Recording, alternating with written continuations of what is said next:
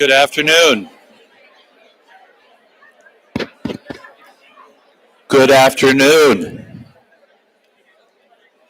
If you could please take your seats. Wow. That feeling of power. It's great. Good afternoon to you all. I am new to most of you. My name is Jim Voice. I am the new Vice President for Mission and Ministry here at Marquette and am just very glad to be here in your midst and to work with you. Before I begin with the opening prayer, it would be remiss of me not to mention the events coming up in the coming week. With Mission Week coming upon us, an opportunity to see the many different ways in which so many of us are engaged in good works that do really good things for the students we're here to serve. To spend time savoring those good experiences and the things that are happening so as to nurture within our own hearts a sense of gratitude. Because in the midst of all of the many things that we have to do, and how harried we can sometimes feel, to pause and take stock and let ourselves feel gratitude can nourish our hearts to continue with the work we're about. So I encourage you to take part in as many events as you can and to enjoy them immensely. Now, as we get ready to hear our address from President Lovell, let's take a moment of quiet to attend to what is stirring within our own hearts and to turn our hearts to the God who has called us into being.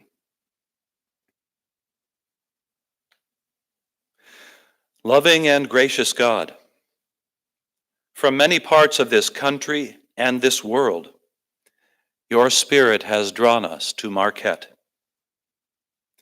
You have drawn us here to learn, to teach, and to labor together to mold the students whose creativity and ingenuity will carry us to the future.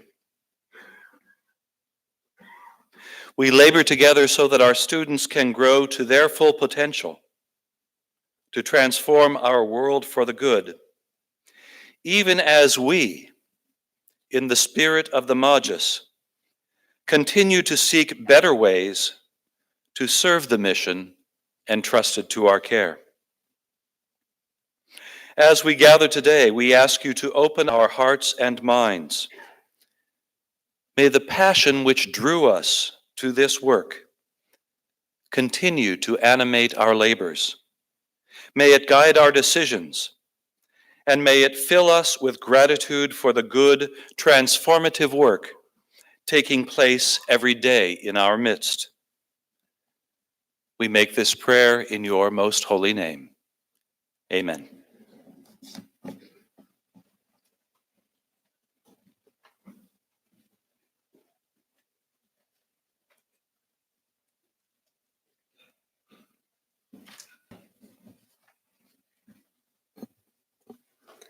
Hello, everyone, and welcome to the annual presidential address by the President of Marquette University, Dr. Michael Lovell.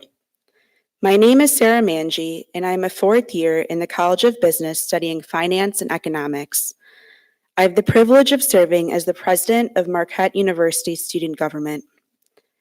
It has been a pleasure working with Dr. Lovell and other universities this year in MUSG to drive tangible, meaningful, and long-term change. I would like to take this opportunity to share what is upcoming in MUSG. Next week, we will be hosting the first forum on the university's budgeting process to promote a mission-centric understanding of where our tuition dollars go. This semester, we will also be launching an undergraduate research promotional campaign to advocate for the centralization of research on campus, a known high-impact practice for students. As we plan for the next semester, a central initiative internal to MUSG will be evaluating how our individual identities lead with us, how we become advocates and allies in diverse spaces, and how we can all continue to check our own biases and blind spots. As a first step, our executive board will be taking classes through the Office of Institutional Diversity and Inclusion. We challenge you all to join us, to engage in opportunities across campus to unpack biases and lean in to the discomfort of checking your blind spot. MUSG and student leadership has continued to be successful due to Dr. Lovell and countless other university leaders who continue to identify students as the front-end stakeholders of this university. We look forward to seeing what collaboration this semester will bring. So without further ado, it is my pleasure to introduce Dr. Michael Lovell, the president of Marquette University. Please welcome him to the stage with a round of applause.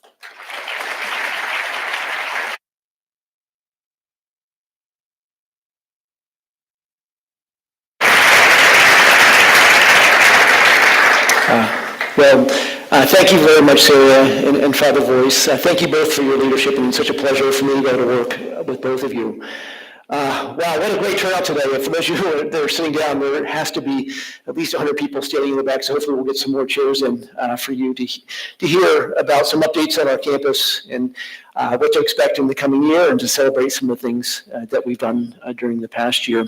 You know, I was reflecting on the way over here today. I didn't have to wear a jacket, and if those of you remember, a year ago today, I think that it was minus 20 degrees, it was the polar vortex, so we have a lot to be celebrating today, just in terms of the weather. You know, I like to start my presidential address with something we call the difference makers. And for those of you who have not been here before, a difference maker is someone whose action or initiatives make a significant impact on the lives of others and really goes above and beyond to really do something special. And this year, we're going to be celebrating 4 difference makers.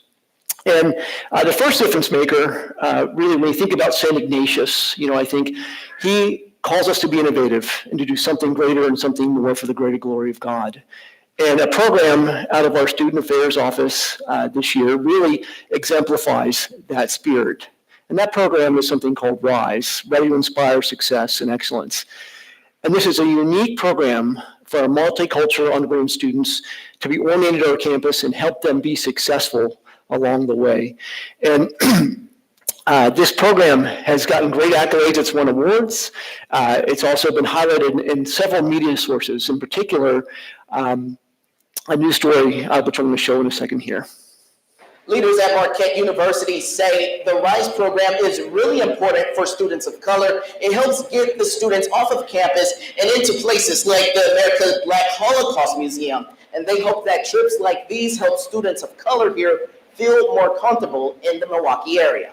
Good morning, everybody. They're less than a week away from their first day of classes here at Marquette, but students here in the RISE program are already learning. RISE, an acronym for Ready to Inspire Success and Excellence, took 65 incoming freshmen of color on a bus tour. It's an opportunity many see as a chance for students of color to meet one another and staff members they feel they can relate to. So it's promoting me to come back because I have this relationship with this group of people that I can depend on and go to when I need help. That's exactly the goal. Marquette retained about 87% of its freshmen from fall 2017 to fall 2018. It also retained 89% of its white students during that time frame, but only 84% of both its Black and Hispanic freshmen. When students don't feel like they're part of the community, they're less likely to perform well in the classroom. And at the end of the day, that is our goal. Destiny Webb is coming to Milwaukee from Atlanta.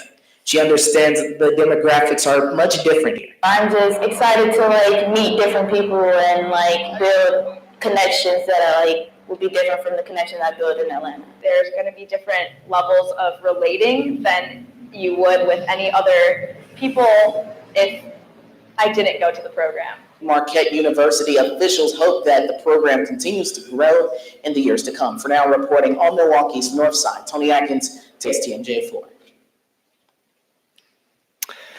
Now I'd like to invite up Dr. Joya Creer from our Vice President of Student Affairs to come up and accept the Difference Maker Award, along with some of our students and other team members that are part of this program. So Joya.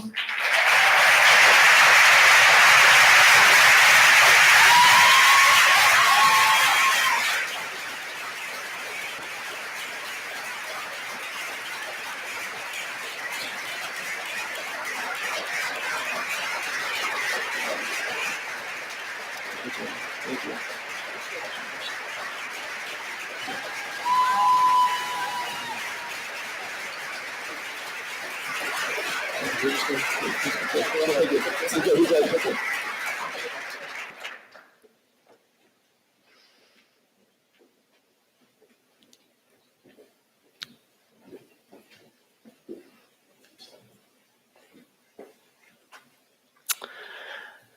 Now, our next difference maker found a very innovative way to help meet the needs of many of our students.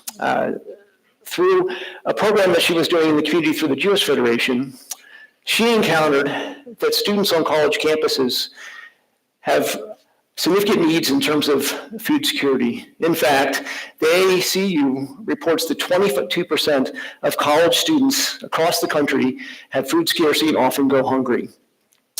Now, what was the innovative idea that this person had? Well, we all know the iconic McCormick Hall came down this year. It was something we all got to watch and kind of be part of here on campus. But this person's idea is, well, couldn't we use the demolition of McCormick Hall to raise funds to help students who otherwise would not have access to food? And at Marquette, we have a backpack program that does that.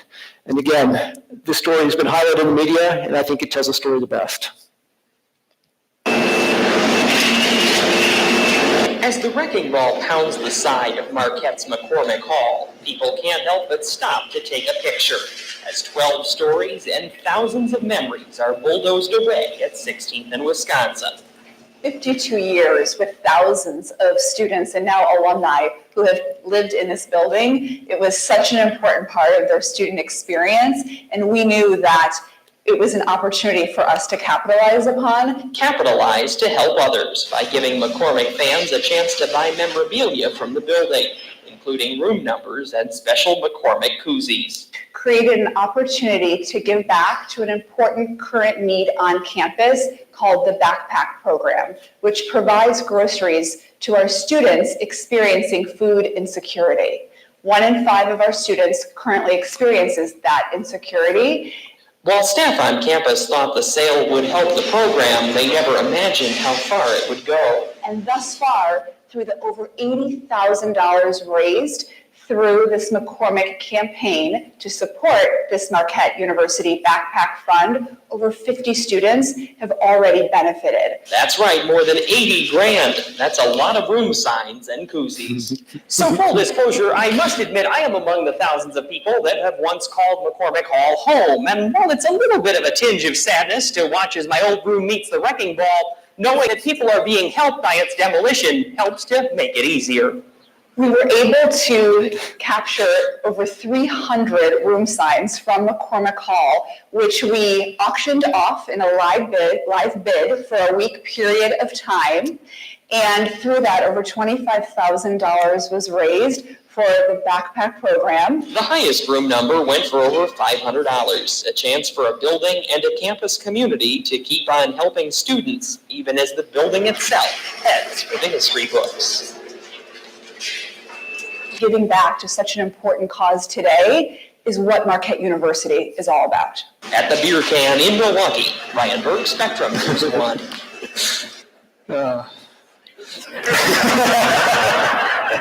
What a great story. But in all seriousness, to date, we've had over 3,000 people donate to this program. It's brought great awareness to our backpack program. We're now up over almost $90,000 raised, and we've been able to increase the amount of students who use this. We've gone from 48 in this last spring to just 141 this fall. And whose brainchild was this? Well, no other than Stacy Mitz, from our vice president from University Advancement. So I'd like to Stacy to come up, along with members of both the UA and student affairs teams that were part of this. So come on up.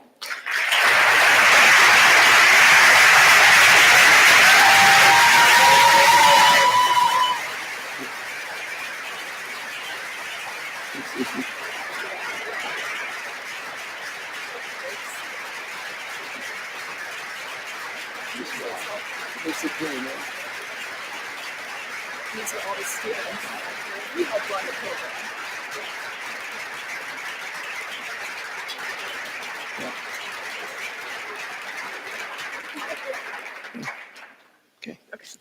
Okay, thank you.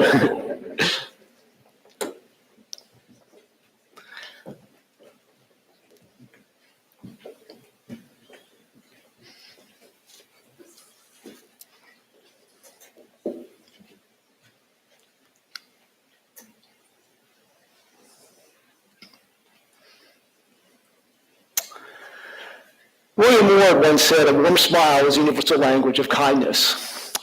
We have a program out of our School of Dentistry called Give Kids a Smile that is making the world a kinder place, one child at a time.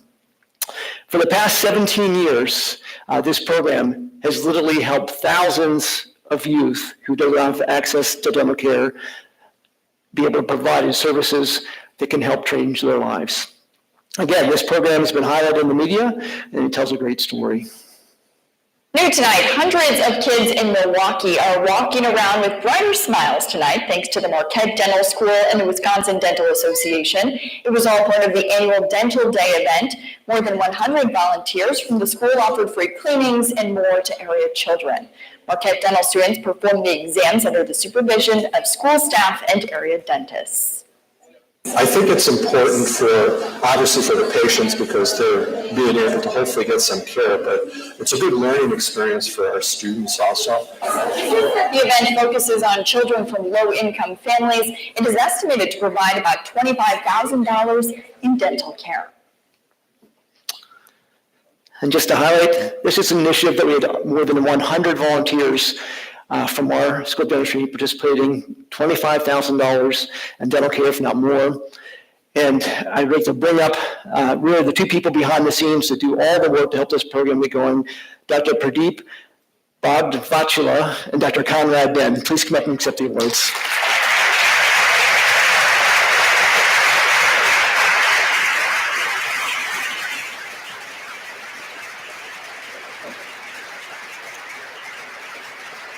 For that matter, anybody else who's been part of the program, you're really willing to come up if you want. Yes. Thanks.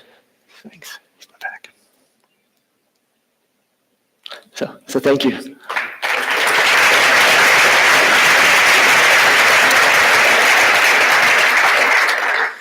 Now, our next difference maker is really changing lives one stride at a time.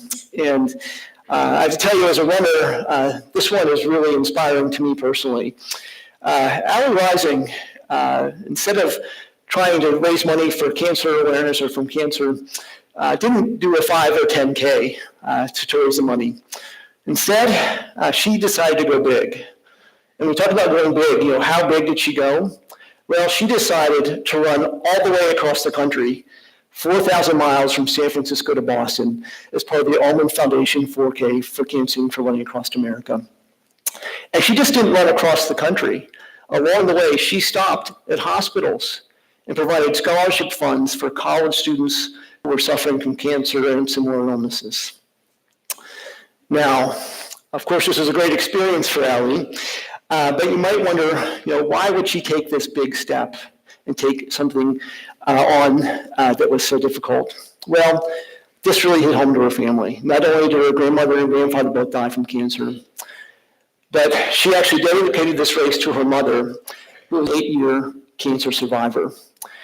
And what's interesting is Allie is not a runner. She actually is on our crew team here at Marquette. So you can imagine what a big leap of faith this was for her. But when she was asked, why would you do this? She said, this is a way to honor all the people in my life who have been affected by cancer and to show them how much their strength has meant to me. I have to tell you, Allie, we talk about being the difference, and you really, really embody what it means to be different here at Marquette University. So I would like Allie to come up, along with her inspiration, her mother, Rebecca, to come up and get the award.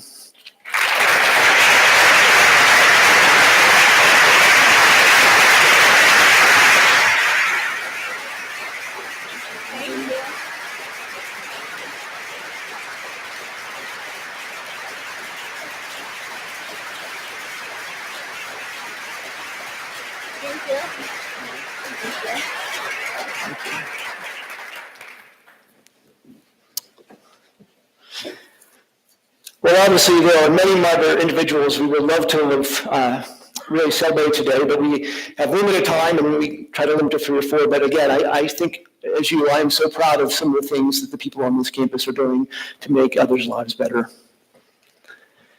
So, as we enter a new year, we know we've had a lot of changes in the past year, and part of those changes have to do with the senior leadership on our campus.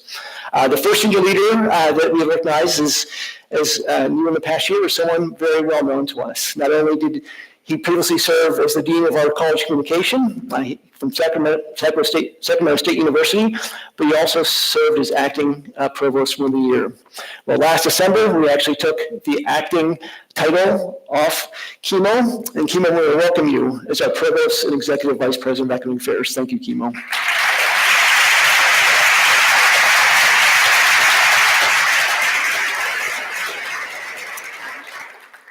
We also welcome Claudia Pinch, our new Vice President for Human Resources.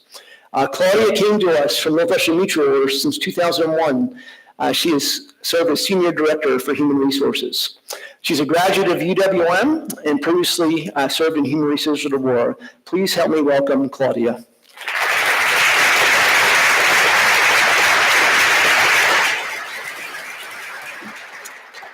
Our next senior leader is Ian Gonzalez. He's our Vice President for Finance. Ian came to us from Briggs & Stratton, where he was the controller, but we should be very proud of Ian. He is a COBA graduate, he's a CPA, and we should all welcome him home. So thank you, Ian.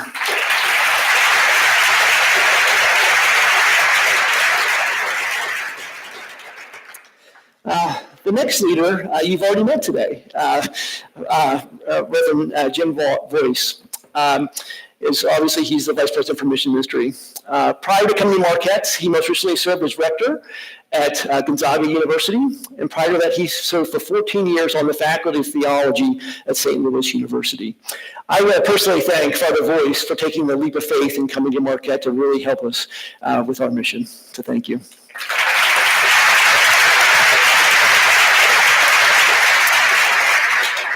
We also welcome a new Chief Information Officer this year, Lori Pinella. Lori most recently was the Chief Information Officer for Milwaukee County, and she, like Ian, is a Marquette graduate, so her career is coming full circle. In 2017, she was recognized by the Milwaukee Business Journal as the CIO of the Year, so we should be very thankful that Lori has joined our team, so thank you, Lori.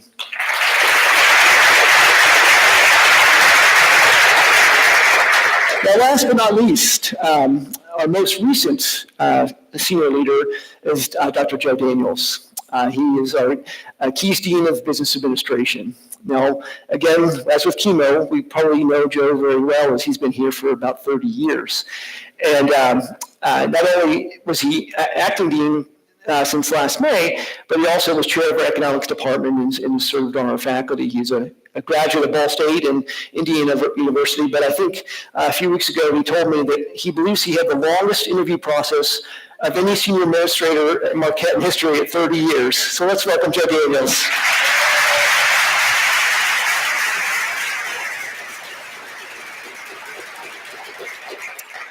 Now, speaking of our college administration, many of you know we have a very vibrant student-run business program out of COBA. And one of those companies, Vita Coffee, recently opened up their first store in West Dallas, and we're very excited about the work that they're doing and the success that they're having. They have been very generous and have given us bags of coffee for the audience to win today. So today, this may cause some commotion, but on the top part of your chair, there's a handle. Underneath that handle, there, I believe, are 12 lucky winners. There should be a yellow tag. So reach up on the top of your chair, turn around, and see if you're one of the winners.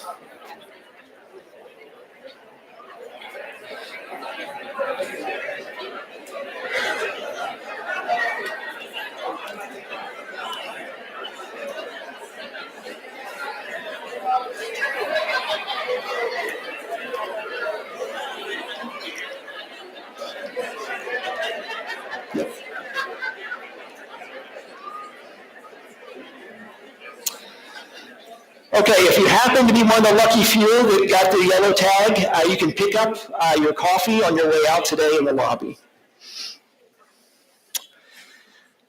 Okay, Now we're going to move to a little more serious things, and we're going to talk about kind of the challenges we face and what we're doing to be successful in the opportunities we have in front of us. Every day we can wake up and we can look at articles and headlines like the one we see here today in the Chronicle Review, and really talking about the challenges that higher ed faces and the turbulence that is happening and how we must evolve as an institution. Now, last month in this ballroom, when we had our first campus conversation, I got up and said that our best chances of success are to have everyone from every corner of campus be involved in helping us navigate our future. We want to be proactive and define who we are rather than have the forces dictate what we become.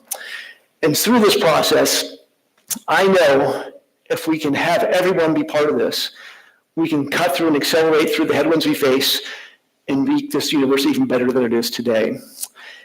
And with this in mind, we have three major initiatives that we've undertaken this year, and we've tried to advertise and put this information out as much as we can, but I'm going to highlight it again today. The three major initiatives, the first is Think Different, Act Different, led by Dr. Gene Hasenlop from Vice President for Research Innovation. The second is the Space Optimization Analysis being led by Laura Striggins, and then the Operational Efficiency led by Ian Gonzalez. And again, we have many challenges, and there's not one of us in the room that has all the answers to the challenges we face. But I really hope from these three initiatives, you all can find ways to get involved and get engaged and share in defining what our future becomes. So we talked about at the beginning of the year, back in September, we were going to have a campus-wide conversation this year. The first event with that was a Think Different, Act Different event on November 11th in the ballroom. Now, I've often said that people at Marquette care more about each other than more about the institution than any place I've ever been. So it was no surprise that when we invited you to an event, we had more than 450 participants, come into this room. We were overwhelmed by the response from the campus.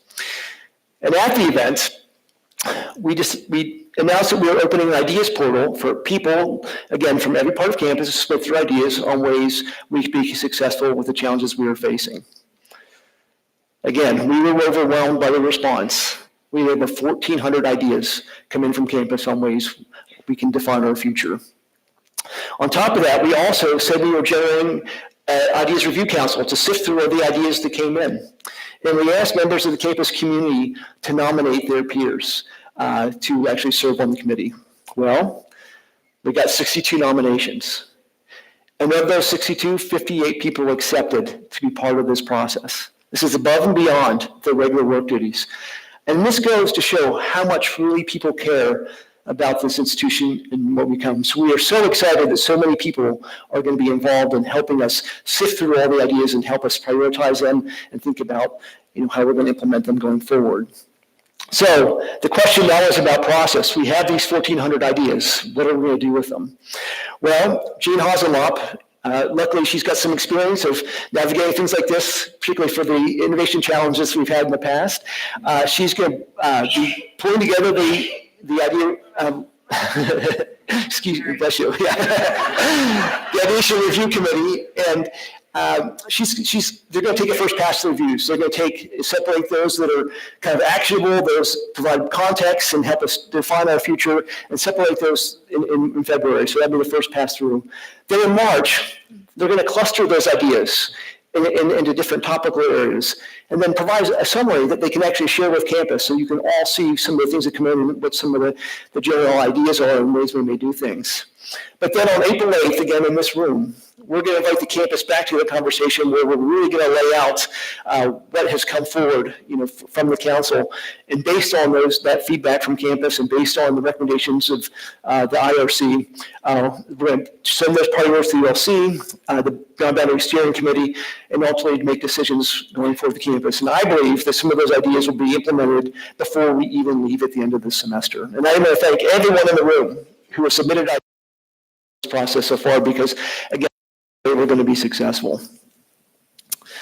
Now, we're not just looking at generating ideas for our path forward. We also need to look at the space and how we address our space needs going forward, knowing the headwinds that we face. And so we're going through a space optimization process that really has three important steps to it. The first is assessing what do we currently have and how are we currently using it. The second thing is formulating What are we going to need going in the future? Not next year, but 5, 10 years and beyond out. And finally, how do we implement from where we are to where we need to go? So it's really going to be 3 steps. And this process is going to really utilize a great many people on campus. Not only people from the Provost's office, the Registrar of Facilities Planning, ITS, Office of Institutional Research and Advancement, academic units, other campus stakeholders, many people are going to be involved in this process going forward. But really the goal here is to determine how to holistically manage our campus buildings to be as efficient as possible. We're taking a multi-phase approach, and when we're assessing, we're going to look at classrooms and teaching labs first, and then we're going to move into academic offices and work areas. To be honest with you, this work has already started. In January, we've launched this. We've had consultants coming in and helping us kind of determine, our usage and our future needs. There we go. and the process for assessment, it will end this summer. But that's really just the beginning of understanding our baseline of where we are. We're going to start formulating what we're going to need this spring, and we're going to get ideas from the Review Council that have come from campus to help us, further look at and how to define how we move forward in terms of what our space needs are going to be. And next year, we'll be implementing some of those changes and some ideas. And again, the master planning and the space utilization on campus are all going to be coordinated and tied together, as we know that our needs are going to be constantly evolving. And finally, we are looking at operational efficiencies. We want to be the best stewards possible of the dollars that come into this campus. And we know that operating more efficiently keeps the cost of education affordable for families and students and allows us to do it at the highest quality. So when we think about this, we're not talking about cuts. We are talking about being more efficient in the way we do things so that we can save money and use those money either for carrying it forward or using for other things. Really, this is all part of our sustainable event resource, part of our strategic plan. It's something that we have said we're going to do, but we're really going to focus on and double down on it. And actually, the process started last fall, started last September, where we had discussions with the dean and vice presidents and the vice provost. We now want to engage the entire campus in this conversation. So every unit on campus are going to get, the finance is going to come and give you an idea of your cost structure so you understand what we are spending money on as a campus. Because if we understand where we're spending our resources, we can be more efficient potentially in utilizing those resources.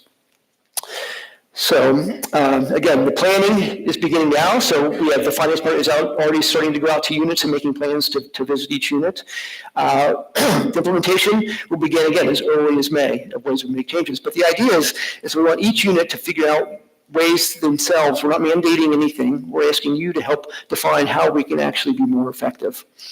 We hope that the cost savings begin to be realized next fiscal years and going on beyond. And we really want the whole campus be part of the ideas that we generate, the idea review council. Many of the ideas actually fit right into this already. And so more details will be provided to the university leaderships at the LEAD forum on February 10th. But certainly all of you should have someone from your finance department or someone from your unit be able to tell you where you stand and where we want to go. So we actually thinking about some of the things we should be proud about on our campus. When we think about diversity, equity, inclusion, cultural inclusion is one of our main themes of our strategic plan. We have made significant progress in the diversity of this campus. Not only do we have the most diverse student body in our history, we also have the most diverse faculty in our history at over 20%. Now, these things didn't happen by accident. We were very strategic in the way that we recruited students, and we were very strategic in the way we did faculty cluster hiring to try to attract more diverse faculty. And by the way, we are still staying true to our mission, and we have 22 first-generation students on our campus. Now, we have great strides been made, and we should be very proud of those, but that's just the first step. We now have to provide support and programs ensuring success of those diverse faculty and students on our campus. We have to realize our demographics are changing, and the way we do things have to change to ensure that those students and faculty feel welcomed and they're going to be successful when they're here. So to this end, Dr. William Melberg, our Vice President for Inclusive Excellence, has developed a campus diversity plan, which we have started to implement.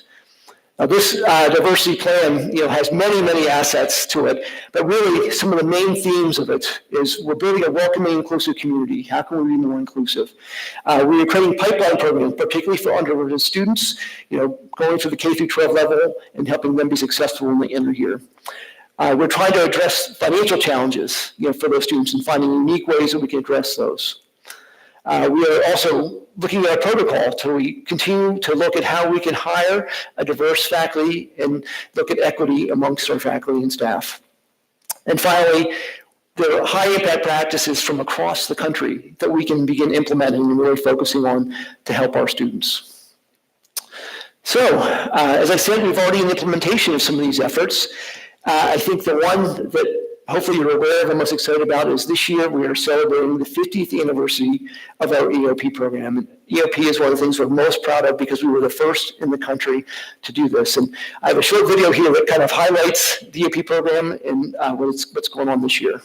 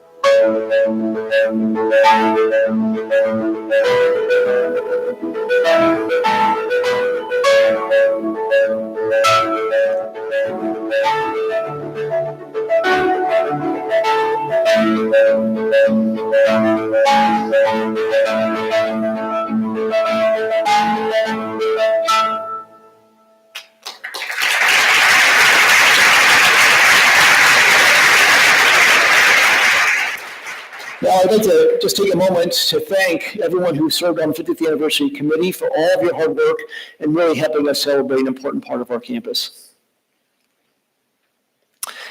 Now, the 50th anniversary wasn't the only thing that we did was big on our campus. We also co-hosted the first Social Justice Summit with John Ridley in those studios back in November.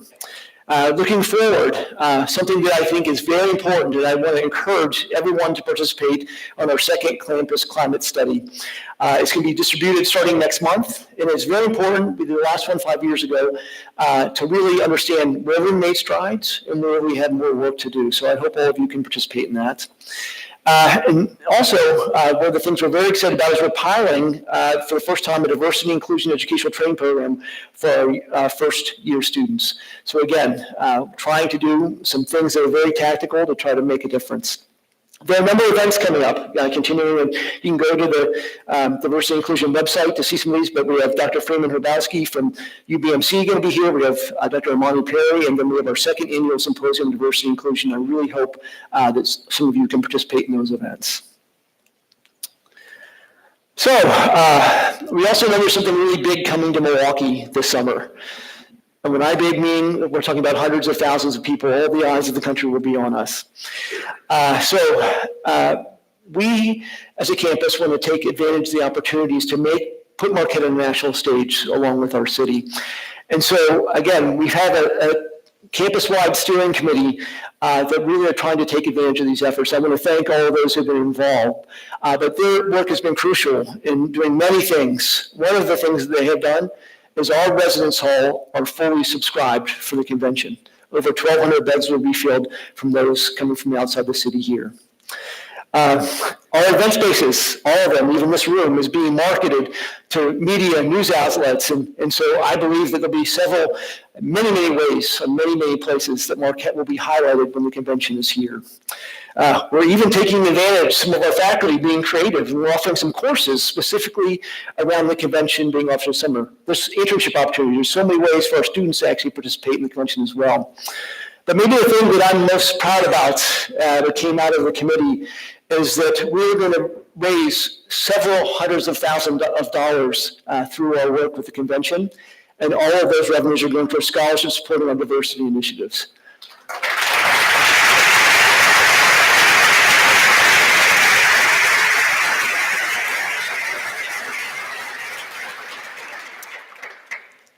Now, for many of you remember, 2 years ago, we announced the first round of the President's Challenge. Last year at this event, we announced the first award winner, the Next Step Clinic, led by Amy Van Hecke. Before going into describing some things about round two, I thought you might be interested in getting an update of what's happened with the Next Step Clinic since we were last together. Inside of the Next Door Foundation on Milwaukee's northwest side, a new clinic has opened its doors. The Next Step Clinic is designed to help families have access to developmental and mental health services in the city. The Next Step Clinic is the result of Marquette's first President's Challenge. $250,000 from the university helped make the clinic a reality. We started the President's Challenge to have faculty and staff and students from the university kind of turn their talents and their ideas towards solving community problems. As the children who walk into this clinic get help, they will also be helping Marquette students. The clinic providing real-world experience for multiple departments, from psychology students helping with evaluations to communication students helping design the logo. There are 7 different departments represented within Marquette that are here, and all of them have students being involved in being trained in this. So one of them we're generating the next generation of practitioners. Right now, the clinic is only offering evaluations for autism. They hope to start mental health services this fall. Reporting from Milwaukee, Cassidy Williams, Fox 6 News. So we're obviously very excited about the progress of the Next Step Clinic.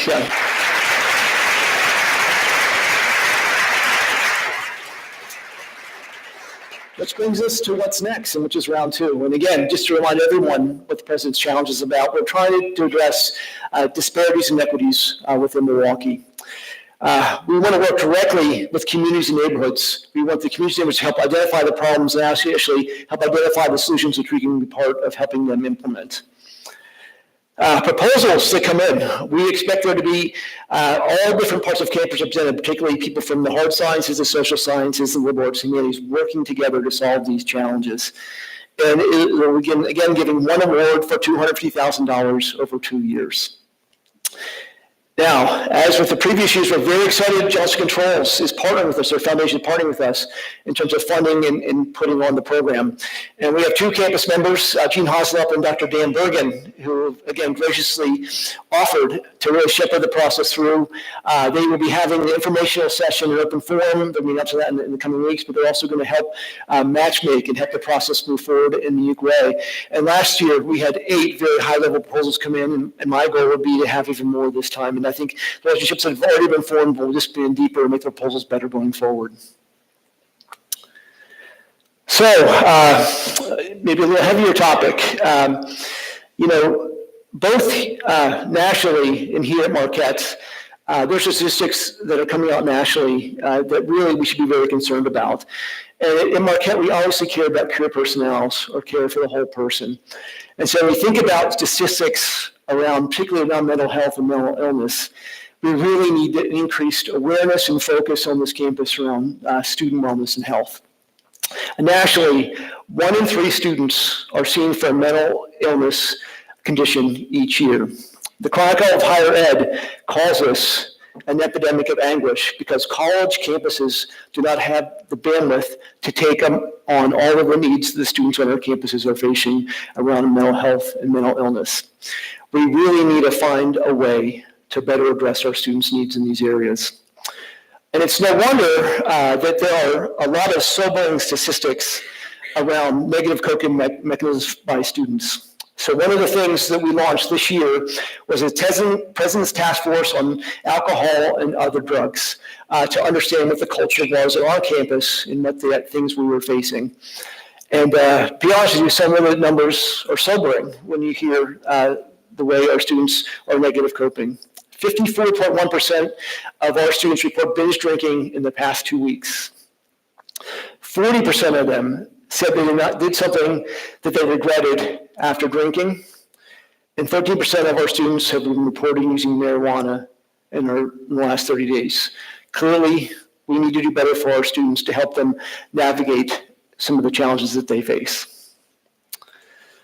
So when we think about how we do this, we're going to talk about what we're going to do in the short term as best we can to triage the things we can handle quickly, and we're talking long term. So out of the President's AOD task force, there were a number of recommendations, and those will be, I believe, made public in the near-term future.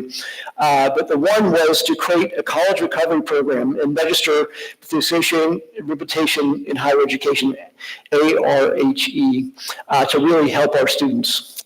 And again, we couldn't be more excited about the generous benefactors we have on this campus, because due to a donation that was made, we are actually going to be able to create a college recovery program space on the 3rd floor of the 707 building for meetings, for programmings, and just spaces for people to hang out that need help.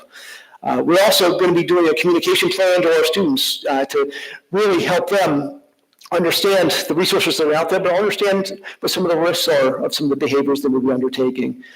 And finally, we are going to be implemented enforcement and other changes. And I actually skipped over, I do want to do a thank you here. Sorry about that. I do want to say I want co-chairs Dr. Xavier Cole and Dr. Sarah Smith. Their work and the team, we had over 60 people from the campus part of that. I want to make sure I thank both of you, because the work that you did in a few short months was truly amazing. So thank you, Xavier and Sarah. Yep.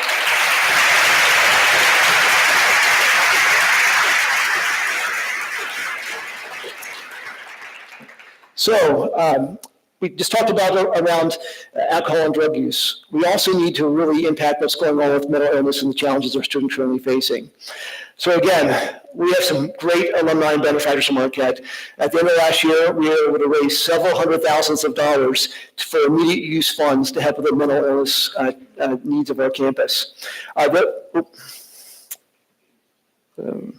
So those funds are going to be used for increased staffing at our counseling center. One of the things our students struggle with are the lead times they need to meet counselors. We're going to have to hire more counselors right away to meet some of those needs. We're going to have more support staff for management in our student development office. We're going to develop some outreach and programming and training to address mental health and wellness awareness. We want to give students tools so they don't have to get to a point in crisis. We also want to train people on the campus, whether it be faculty or other staff, so that they can provide support to students, kind of a train-the-trainer model, so that, because we know we don't have enough counselors, we can never have enough counselors in the needs, but if all of us become more aware and be given tools so we can help others, we believe that is a way we can all be part of the solution. When we think about the long term, we can go back to 2014 on the master plan. We have envisioned a campus health and wellness center. And in that center, we want to create one facility that holistically serves students' minds, body, and spirits. We want the co-location of all the services, both for health and wellness, in a high-profile area of campus that's easy for our students to access, and there's no stigma in going there. And we also believe that our space optimization study that we're currently conducting will help us enforce if there's existing space we may be able to model and renovate right onto, or whether we have to have a new facility for this. And we're actually pushing really hard to start designing and implementing some plans for this new facility in the near-term future. Again, one of the long-term plans here, one of the biggest challenges that we have, in the state of Wisconsin, actually across the country, for both our students and our community in general, is we don't have enough mental health providers. And again, our generosity of our benefactors is just extraordinary. To help us address the long-term pipeline of mental providers, we've received an $8 million anonymous gift to increase the pipeline of mental health providers here in our state. This money will provide scholarship for graduate students in mental health fields, particularly those who come from other institutions to do their graduate work here. We are endowed funding to have a distinguished professor in psychology that will really hopefully bring some recognition and additional support to our campus. We also are providing funding for doctoral student training and graduate fellowships in mental health majors. Again, we know some of the long-term solution to this is creating more providers so that there's more access. And we're very excited that we have a gift that will help Marquette be part of the solution for this region in the state.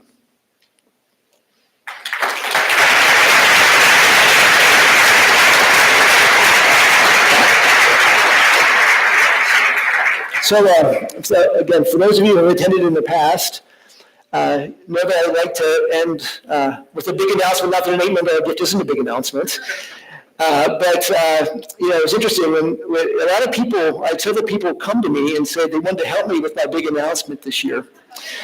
And they said, and they all said the same thing. They said, if you do this announcement, you'll be probably the most popular person on campus. And what did they say I should do? Well, they wanted me to announce a gift of time free. Yeah. Well, I am sorry to disappoint everybody, but I'm not going to announce a gift of time free today. But we do have something, very important for the future of our campus to announce. I hope all of you are as excited as I am about what we're going to propose to do. There comes a moment when decades of groundwork and quality results lead to a turning point. Will we be complacent? Or will we define a new level of excellence?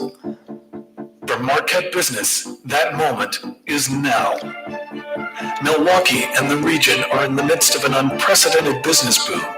Who will fill the talent pipeline, drive global solutions, and outpace technology? Who will improve the business world by intertwining ethics with insights? Marquette University. It's time to build on our strong foundation. It's time to lead with in-demand marquee programs. It's time to turn our business school into the destination that is needed now and in the future. This is our moment.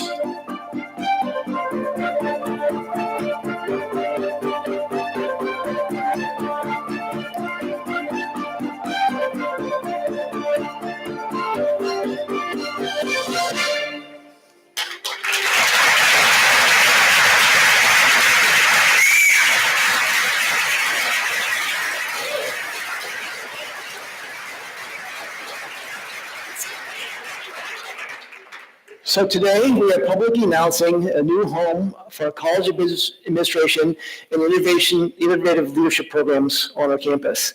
It's going to be located on the Western Gateway at the old McCormick site. And I have to tell you, I'm really excited to be able to publicly announce this because I am tired of getting asked what's going on the McCormick site.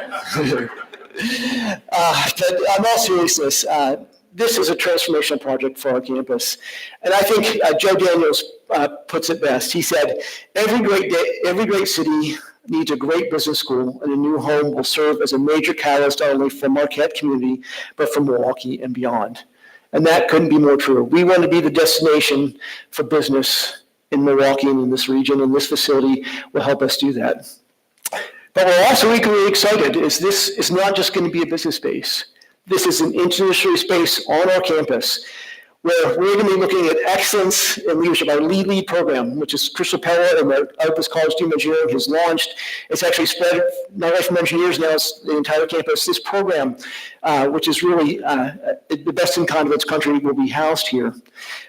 We're also going to have other display programs, and many of the design elements and thoughts that were originally put in Innovation Alley are now going to be part of this new facility. And again, we couldn't be more excited to have innovation happening throughout the campus and specifically now in this new facility.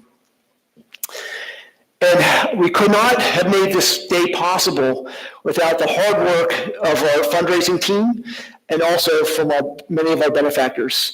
The total cost of the facility is about $70 million. We already have in hand $44 million to kick off this project from general benefactors. As a matter of fact, we have several benefactors here who are sitting right over here. They came from as far away as California. I'd like you to stand so we can recognize you. Come on, stand up.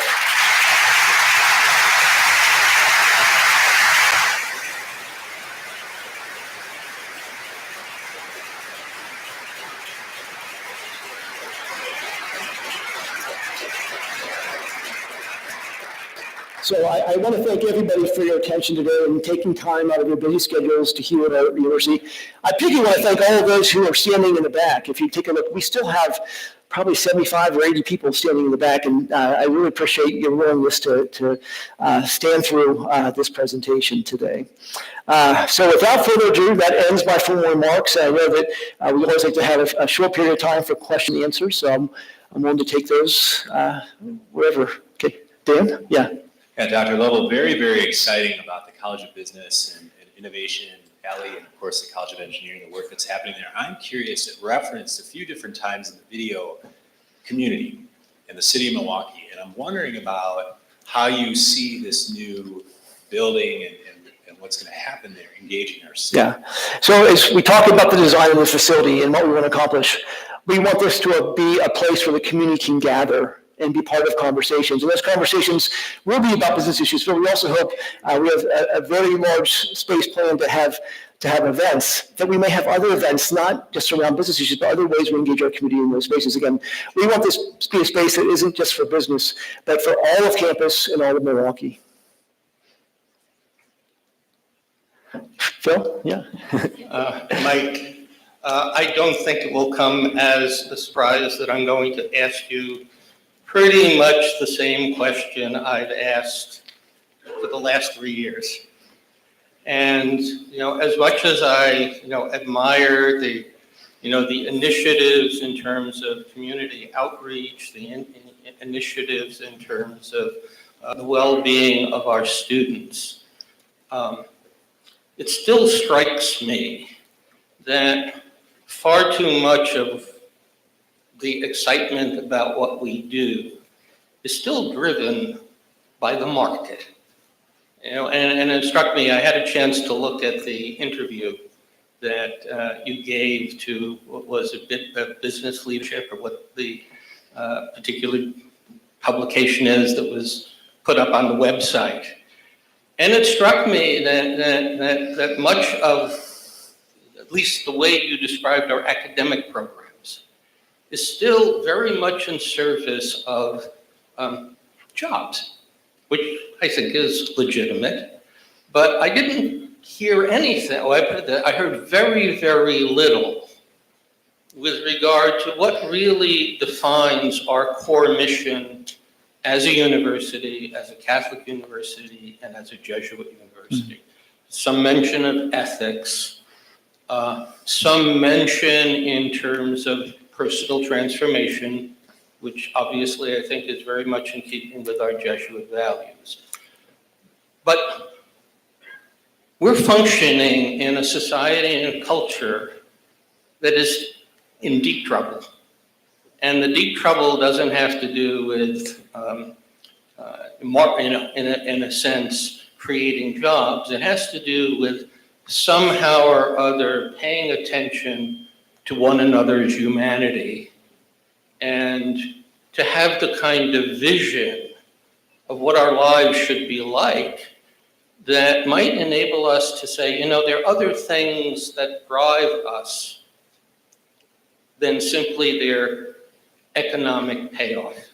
And I really am very much concerned that higher education has become a creature of the market economy. And that's something I think that it's urgent for us to talk about. And I'll just, suggest that I think there are a lot of resources in the writings of Pope Francis that somehow or other turn our attention away from, if you will, material prosperity, and enable us to encounter one another, you might say, without the distraction of how's it going to pay off. And it seems to me that we really need to have that conversation about how we as an institution can be of service, not simply to the current world, but for the world of the future. So Phil, that's far more of a comment than a question. But it does seem to me that we have folks around us who I think have the imagination to figure out how to transform this institution in a way that really serves the world much better than I think we're even, in ways that I think are things we haven't even considered because we're so concerned, in a sense, about the survival of the institution, and we're not alone in that. Yeah.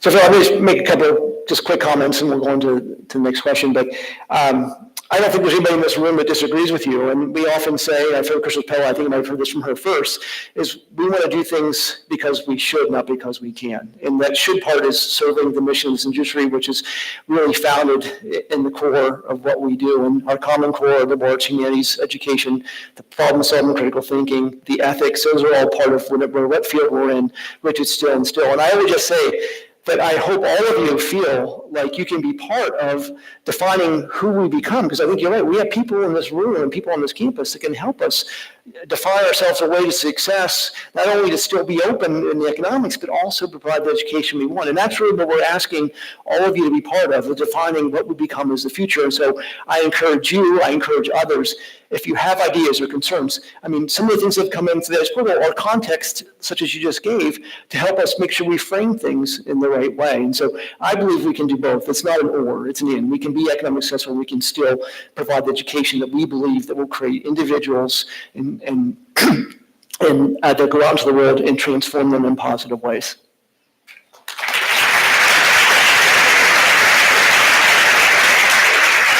So I think we have time for one more. So Stephanie, I'll get the last one. No, you'll get the last one. Okay, So, Dr. Lovell, one of the things that we just are in the process of right now, we had our visit last week from our review team as part of our mission priority exam. And actually, as I think about Father Rossi's question and some of these other things, can you maybe pull the curtain back on that a little bit for us and talk about the priorities that you see coming out of that mission priority exam and where you think that's going to help take the university? Yeah. So it's interesting because I think the mission priority exam came to us at a very opportune time, on our campus, because many of the questions that Phil actually brought up are questions that we have been asking ourselves over the last year. And we just had a review team come to us really, questioning us about how we view our Catholic and Jesuit identity. And again, I want to thank all those on the mission priority exam team, Stephanie, Xavier, and you guys, and all the people that were involved did just a fantastic job. But really, it provides us really to look in the mirror. And I will just tell you, there are several places that I'm very proud of within that document. There are other places that I know that we need to do more work. And, how do we better integrate the mission, throughout everything we do and not just have it be one office on the campus? How do we meet our students where they are and help them grow in their faith and their understanding of the Jesuit traditions? How do we ensure that as we think about how important the Jesuits are on our campus, so we can have a vibrant Jesuit community that all of us feel like we know and they're part of what we do. So there are a lot of great things that really help us inform, what we want to put our efforts on. But I would just say that when you look at the outcome of the mission priority exam, and we're doing a pretty good job as an institution in the way that we educate students and the way that we live the mission of a Jesuit institution and a Catholic institution. So again, we need to cut off. I know we're going to do some media reviews and other things, but I do want to thank you all for your time, all that you do to make Marquette a great university. Thank you.